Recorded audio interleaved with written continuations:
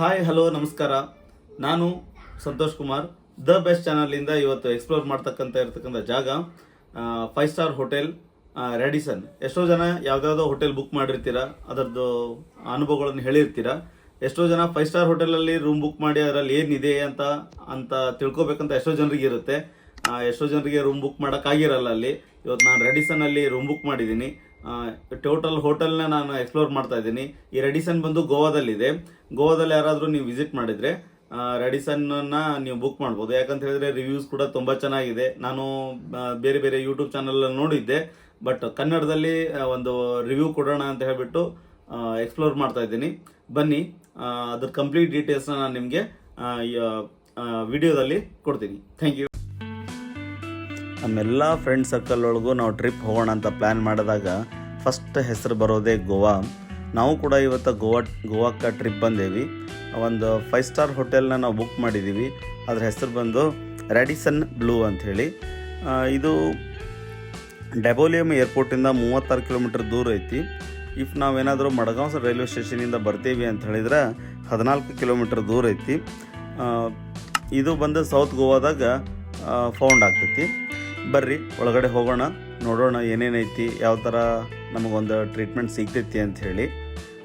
ಇದು ಎಂಟ್ರನ್ಸ್. ಇದು ಬಂದು ಪೋರ್ಚುಗೀಸ್ ಸ್ಟೈಲ್ ಒಳಗಡೆ ಇವರು ಇದನ್ನು ಫುಲ್ ಬಿಲ್ಡ್ ಮಾಡಿದ್ದಾರೆ.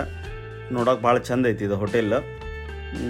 ಇಲ್ಲಿ ನಮ್ಗೆ ವೆಲ್ಕಮ್ ಕೌಂಟ್ರ್ ಒಳಗೆ ಏನೈತಲ್ಲ, ಈ ಒಂದು ಕಪ್ಪಿ ಚಿಪ್ಪಿನ ಹಾರ ಏನೈತಲ್ಲ, ಇದನ್ನು ಹಾಕಿ ನಮ್ಗೆ ವೆಲ್ಕಮ್ ಮಾಡ್ತಾರೆ. ಜೊತೆಗೆ ಒಂದು ಪಕ್ಕಕ್ಕೊಂದು ಬೆಲ್ ಇಟ್ಟಿದ್ದಾರೆ. ಆ ಬೆಲ್ ಒಂದು ನಾಕ್ ಮಾಡಿ ನಾವು ಮುಂದೆ ಹೋಗಬೇಕು. ಮುಂದೆ ಹೋದ್ರೆ ನಮಗೆ ಎಡಗಡೆ ಮತ್ತು ಬಲಗಡೆ ಎರಡೂ ಸೈಡು ನಮ್ಗೆ ರಿಸೆಪ್ಷನಿಸ್ಟ್ ಕೌಂಟ್ರ್ ಕಾಣ್ತಾವೆ. ಹೌದಾ? ಈ ಕೌಂಟ್ರ್ ಒಳಗಡೆ ಹೋಗಿ ನಮ್ದೆಲ್ಲ ಡೀಟೇಲ್ಸ್ ಕೊಟ್ವಿ ಅಂತ ಹೇಳಿದ್ರೆ ನಮ್ಗೆ ರೂಮನ್ನು ಅಲಾಟ್ ಮಾಡ್ತಾರೆ. ಅದೇ ಥರ ಇವ್ರದ್ದೊಂದು ರಿಸೆಪ್ಷನ್ ಕೌಂಟ್ರ್ ಏನೈತಲ್ಲ, ಮುಂದ್ಗಡೆ ನಮ್ಗೆ ಕುತ್ಕೊಳ್ಳೋಕೆ ಜಾಗ ಐತಿ. ಇಫ್ ಏನಾದರೂ ರೆಸ್ಟ್ ಜಾಸ್ತಿ ಇತ್ತು ಅಂತ ಹೇಳಿದ್ರೆ ಅಲ್ಲಿಗೆ ನಾವು ಕುತ್ಕೊಂಡು ವೇಟ್ ಮಾಡ್ಕೊಂಡು ನಮ್ಮ ರೂಮನ್ನು ಬುಕ್ ಮಾಡ್ಕೋಬೋದು. ನಾವು ಎಂಟ್ರಿ ಆದ ತಕ್ಷಣ ನಮಗೊಂದು ವೆಲ್ಕಮ್ ಡ್ರಿಂಕ್ಸ್ ಅಂತ ಹೇಳ್ಕೊಡ್ತಾರೆ. ಆಮೇಲೆ ಅವ್ರದ್ದು ಏನೈತಿ ನಮ್ಮ ಕ್ವೆರೀಸ್ಗಳನ್ನೆಲ್ಲ ಕೇಳ್ತಾರೆ. ನಾವು ಎಲ್ಲಿಂದ ನಾವು ಆನ್ಲೈನ್ ಬುಕ್ ಮಾಡ್ಕೊಂಡಿದ್ರೆ ಓಕೆ, ಇಲ್ಲ ಅಂತ ಹೇಳಿದ್ರೆ ನಾವು ಆಫ್ಲೈನ್ ಅಲ್ಲಿ ಬಂದು ಕೂಡ ನಾವು ರೂಮನ್ನು ಸೆಲೆಕ್ಷನ್ ಮಾಡ್ಕೋಬೋದು. ಒಂದು 3-4 ಥರ ಅವ್ರದ್ದು ರೂಮ್ ಫೆಸಿಲಿಟಿ ಐತೆ. ನಮಗೆ ಯಾವ್ದು ಬೇಕು ಅದನ್ನು ನಾವು ಚೂಸ್ ಮಾಡ್ಕೋಬೋದು. ಹಂಗೆ ಮುಂದೆ ಬಂದರೆ ಇಲ್ಲೊಂದು ಓಲ್ಡ್ ಹಳೆ ಬೋಟನ್ನು ಇಟ್ಟಿದ್ದಾರೆ. ಅಂದರೆ ಒಂದು ಮಾಡೆಲ್ ಬೋಟ್ ಅದು ಈ ಥರ ಇತ್ತು ಅಂತ ಹೇಳಿ. ಒಂದು ಒಳ್ಳೆ ವರಾಂಡ ಐತಿ. ಇಲ್ಲಿ ಕೂತ್ಕೊಂಡು ನಾವು ಟೈಮ್ ಸ್ಪೆಂಡ್ ಮಾಡ್ಬೋದು. ಅವ್ರದ್ದು ಫ್ರೀ ವೈಫೈ ಆಕ್ಸೆಸ್ ಮಾಡ್ಬೋದು. ವೆಲ್ಕಮ್ ಡ್ರಿಂಕ್ಸ್ ಇರ್ತೈತಿ. ಅಲ್ಲಿಂದ ನಾವು ಸ್ವಲ್ಪ ಮುಂದ್ಗಡೆ ಬಂದ್ವಿ ಅಂತ ಹೇಳಿದ್ರೆ ನೆಕ್ಸ್ಟ್ ಈಗ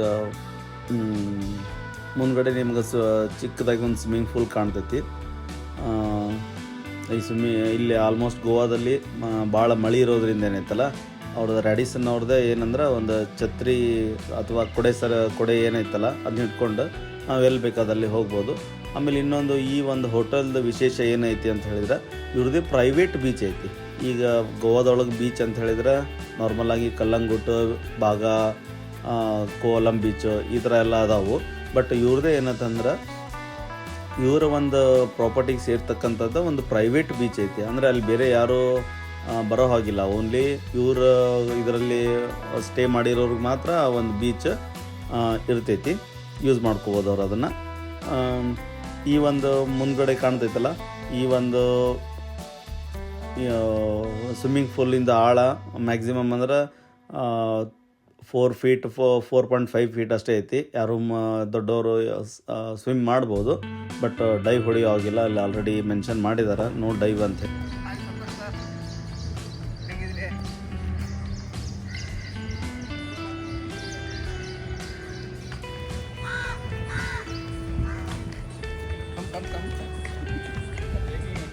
Yeah, memory, making memories.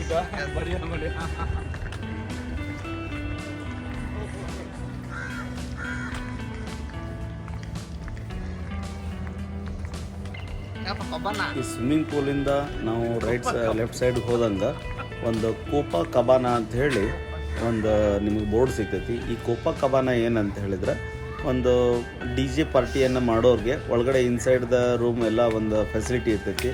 ಈ ಹೊರಗಡೆ ಕೂತ್ಕೊಂಡು ನಾವು ಡ್ರಿಂಕ್ಸ್ ಮಾಡ್ತೀವಿ ಅಥವಾ ನಾವು ಕೂತ್ಕೊಂಡು ಟೈಮ್ ಸ್ಪೆಂಡ್ ಮಾಡ್ತೀವಿ ಅಂತ ಹೇಳಿದ್ರೆ ಹೊರಗಡೆ ಕೂಡ ಆಪ್ಷನ್ ಐತಿ. ಒಳಗಡೆ ಏನೈತಲ್ಲ ಫುಲ್ DJ ಸರ್ವಿಸ್ ಇರ್ತೈತಿ. ಸೊ ಅದರ ಹೆಸರು ಕೋಪಾ ಕಬಾನಾ ಅಂತ ಹೇಳಿ ಇಟ್ಟಿದ್ದಾರೆ. ಒಂದು 3-4 ಸ್ಟೇಷನ್ಸ್ ಇದಾವೆ ಅವರು, ಅಂದರೆ ಡಿ ಜೆ ಅವರು ಟೋಟಲ್ ಇದು ಎಂಟ್ರೆನ್ಸಲ್ಲೇ ಇದು ಐತಿ.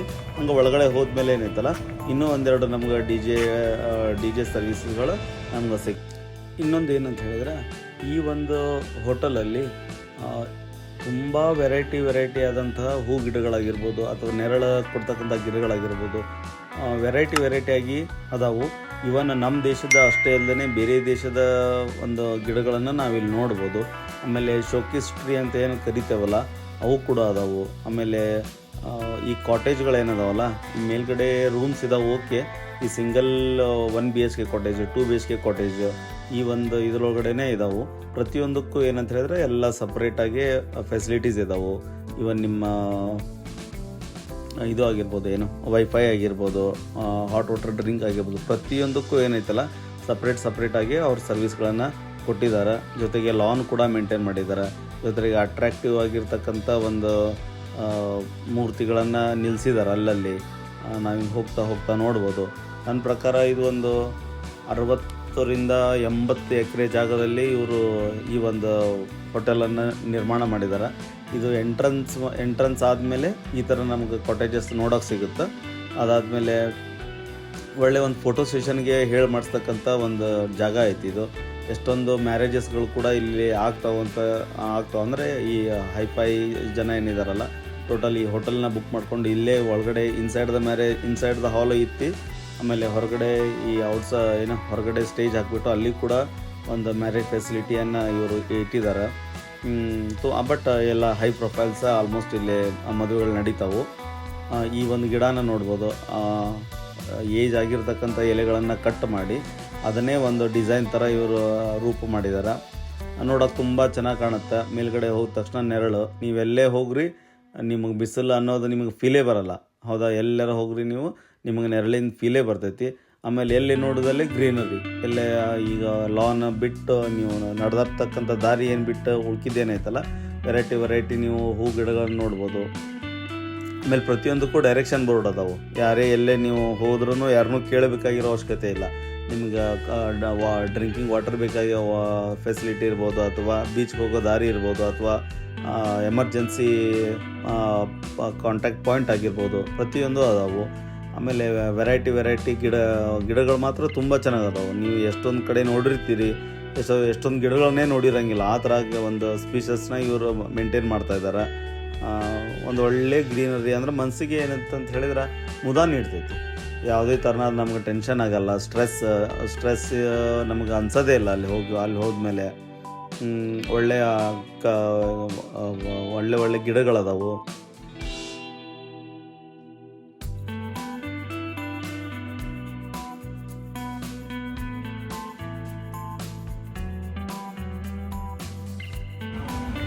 ಇನ್ನೊಂದು ಸ್ವಲ್ಪ ಅಲ್ಲಿಂದ ಮುಂದೆ ಬಂದ ತಕ್ಷಣ ಒಂದು ಸ್ಮೋಕಿಂಗ್ ಝೋನ್ ಅಂತ ಹೇಳಿ ಮಾಡಿದ್ದಾರೆ. ಹೌದಾ, ಈ ಒಂದು ರೆಸಾರ್ಟಲ್ಲಿರೋರು ಅಲ್ಲಿ ಇಲ್ಲಿ ಸ್ಮೋಕ್ ಮಾಡಿ ಇದನ್ನು ಮಾಡೋ ಹಾಗಿಲ್ಲ.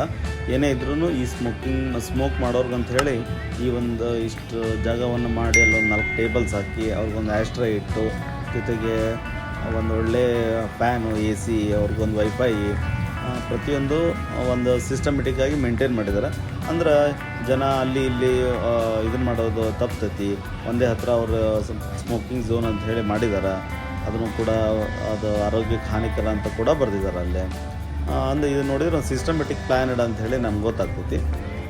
ಅಲ್ಲಿಂದ ಹಾಗೆ ನಾವು ಕಂಟಿನ್ಯೂ ಆಗಿ ಮುಂದೆ ಹೋದ್ಮೇಲೆ ನಮಗೆ ಒಂದು ಲೆಫ್ಟ್ ಸೈಡ್ ಏನಿದೆಯಲ್ಲ ಈ ಥರ ಒಂದು ಪಾರ್ಟಿ ಹಾಲ್ ಕಾಣಿಸ್ತೈತಿ.